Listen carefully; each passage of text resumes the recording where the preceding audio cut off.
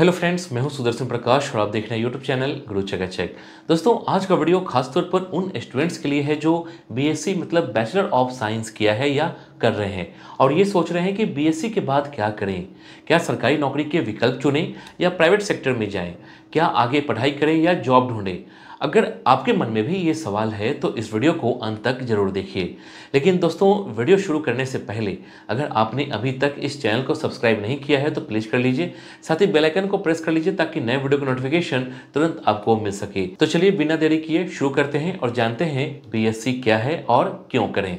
दोस्तों, बीएससी एक under graduate degree course है जो मेनली साइंस स्ट्रीम के स्टूडेंट्स के लिए होती है। अब ये कोर्स न्यू एजुकेशन पॉलिसी के अनुसार 4 साल का हो गया है और इसमें फिजिक्स, केमिस्ट्री, बायोलॉजी, मैथमेटिक्स जैसे विषय शामिल होते हैं। यह कोर्स उन लोगों के लिए परफेक्ट है जो साइंस में इंटरेस्ट रखते हैं और रिसर्च, एजुकेशन और टेक्नोलॉजी में करियर बनाना चाहते हैं। यह डिग्री आपको टेक्निकल स्किल्स, एनालिटिकल थिंकिंग और प्रॉब्लम सॉल्विंग में एक्सपर्ट बनाती है। दोस्तों, अब अपने मेन टॉपिक को जानते हैं। बीएससी के बाद करियर ऑप्शन क्या है, आइए इसे डिटेल में समझते हैं और सबसे पहले जानते हैं मास्टर ऑफ साइंस मतलब एमएससी के बारे में। दोस्तों, अगर आप अपनी फील्ड में एक्सपर्ट बनना चाहते हैं तो एमएससी करना आपके लिए बेस्ट विकल्प है। आप बीएससी में चुने गए विषय जैसे फिजिक्स, केमिस्ट्री, बायोलॉजी या मैथमेटिक्स में मास्टर्स कर सकते हैं और ये 2 साल का मास्टर्स कोर्स होता है।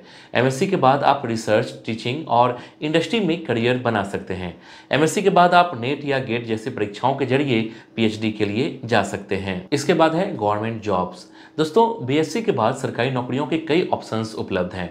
आप UPSC, SSC CGL, IBPS, PO, SBI PO जैसे कॉम्पिटिटिव एग्जाम्स की तैयारी कर सकते हैं। इसके अलावा बीएससी ग्रेजुएट्स के लिए इंडियन रेलवे, इसरो, डीआरडीओ और फॉरेस्ट डिपार्टमेंट में भी शानदार करियर विकल्प है। अगर आपने बायोलॉजी पढ़ा है तो आप फूड इंस्पेक्टर, लैब टेक्नीशियन या एग्रीकल्चर ऑफिसर बन सकते हैं। ओके, इसके बाद है रिसर्च और साइंटिस्ट बने। दोस्तों, अगर आपका सपना रिसर्चर और साइंटिस्ट बनने का है तो आप बीएससी के बाद एमएससी करें और फिर पीएचडी के लिए जा सकते हैं। इसके बाद आप इसरो, डीआरडीओ, बार्क और सीएसआईआर जैसे संस्थाओं में साइंटिस्ट बन सकते हैं। दोस्तों, रिसर्च के लिए जेआरएफ मतलब जूनियर रिसर्च फेलोशिप और एसआरएफ मतलब सीनियर रिसर्च फेलोशिप जैसे फेलोशिप के जरिए फंडिंग भी आपको मिल सकती है। इसके बाद है टीचिंग करियर।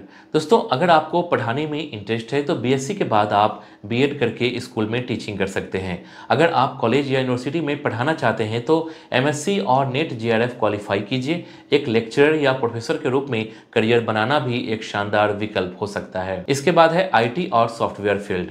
दोस्तों, अगर आपका इंटरेस्ट कंप्यूटर साइंस में है तो बीएससी के बाद आप आईटी और सॉफ्टवेयर इंडस्ट्री में जा सकते हैं। आप web development, app development, data science, cyber security और आर्टिफिशियल इंटेलिजेंस जैसे कोर्स कर सकते हैं। इसके लिए आपको पाइथन, जावा, एसक्यूएल जैसे लैंग्वेज सीखनी होगी। आईटी सेक्टर में जॉब की डिमांड बहुत अधिक है और सैलरी पैकेज भी काफ़ी अट्रैक्टिव होते हैं। इसके बाद है एमबीए मतलब मास्टर ऑफ बिजनेस एडमिनिस्ट्रेशन। दोस्तों, अगर आप मैनेजमेंट में करियर बनाना चाहते हैं तो बीएससी के बाद एमबीए करना एक शानदार विकल्प है। आप मार्केटिंग, फाइनेंस, ऑपरेशंस या ह्यूमन रिसोर्सेज में एमबीए कर सकते हैं।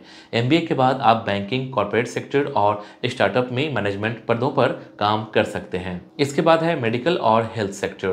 दोस्तों, अगर आपने बीएससी बायोलॉजी या बायोटेक्नोलॉजी में किया है तो आप मेडिकल और हेल्थ सेक्टर में जा सकते हैं। आप lab technician, clinical researcher, pharmacist और मेडिकल रिप्रेजेंटेटिव बन सकते हैं। इसके अलावा बायोटेक्नोलॉजी और बायो इन्फॉर्मेटिक्स में मास्टर्स करके रिसर्च और डेवलपमेंट के क्षेत्र में भी जा सकते हैं। इसके बाद है डेटा साइंस और एनालिटिक्स। दोस्तों, आज के समय में डेटा साइंस सबसे तेजी से बढ़ता हुआ क्षेत्र है। बीएससी के बाद आप डेटा साइंस, मशीन लर्निंग और आर्टिफिशियल इंटेलिजेंस में कोर्स करके डेटा एनालिस्ट बन सकते हैं। इस क्षेत्र में सैलरी और करियर ग्रोथ दोनों ही बहुत अच्छे हैं। इसके बाद है एनवायरमेंटल साइंस और एग्रीकल्चर। दोस्तों, अगर आपका इंटरेस्ट पर्यावरण और कृषि क्षेत्र में है तो आप एनवायरमेंटल साइंस या एग्रीकल्चर साइंस में मास्टर्स कर सकते हैं। आप एग्रीकल्चर ऑफिसर, एनवायरमेंटल कंसल्टेंट या वाइल्ड लाइफ कंजर्वेशनिस्ट बन सकते हैं। ओके, इसके बाद है फ्रीलांसिंग और एंटरप्रेन्योरशिप। दोस्तों, अगर आप खुद का कुछ करना चाहते हैं तो बीएससी के बाद फ्रीलांसिंग या एंटरप्रेन्योरशिप का रास्ता चुन सकते हैं। आप ग्राफिक डिजाइनिंग, कंटेंट राइटिंग या कोडिंग में फ्रीलांसिंग कर सकते हैं। अगर आपके पास कोई इनोवेटिव आइडिया है तो आप खुद का बिजनेस भी शुरू कर सकते हैं। इसके बाद जानेंगे बीएससी के बाद सैलरी कितनी मिलती है। दोस्तों, बीएससी के बाद मिलने वाली सैलरी आपके चुने गए करियर पर डिपेंड करती है। अगर टीचिंग की बात करें तो टीचिंग में 30,000 से 50,000 रुपये प्रति महीना मिलता है। वहीं आईटी सेक्टर में 30,000 से 1 लाख रुपये प्रति महीना मिलता है। वहीं गवर्नमेंट जॉब्स में 40,000 से 80,000 रुपये प्रति मंथ मिलता है। रिसर्च और साइंटिस्ट की बात करें तो इसमें आपको 50,000 से 1.5 लाख रुपये प्रति महीना मिलता है।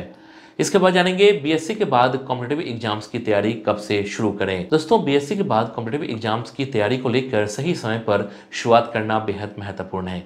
यदि आप सफल होना चाहते हैं तो तैयारी बीएससी सेकेंड ईयर से ही शुरू कर देनी चाहिए। इस समय तक आपके विषय की बेसिक अंडरस्टैंडिंग डेवलप हो चुकी होती है और आप आसानी से कॉम्पिटिटिव एग्जाम के सिलेबस को साथ ले सकते हैं। पहले चरण में एग्जाम पैटर्न और सिलेबस को समझिए और अपने बेसिक्स को मजबूत कीजिए। नियमित रूप से मतलब डेली 4 से 5 घंटे पढ़ाई का समय तय कीजिए और पिछले साल के क्वेश्चन पेपर को सॉल्व करने का प्रयास कीजिए। करंट अफेयर्स के लिए रोज न्यूज़पेपर पढ़िए। दोस्तों, अगर तैयारी जल्दी शुरू करेंगे तो आपको अपनी कमजोरी दूर करने और मॉक टेस्ट के जरिए आत्मविश्वास बढ़ाने का पर्याप्त समय मिलेगा। सही स्ट्रेटजी एंड टाइम मैनेजमेंट से सक्सेस एश्योर्ड हो सकती है। तो दोस्तों, उम्मीद करता हूं कि यह वीडियो आपको बीएससी के बाद के करियर विकल्प समझने में हेल्पफुल रहा होगा। अगर आपको यह जानकारी अच्छी लगी तो इसे लाइक और चैनल को सब्सक्राइब करना ना भूलें। Thank you.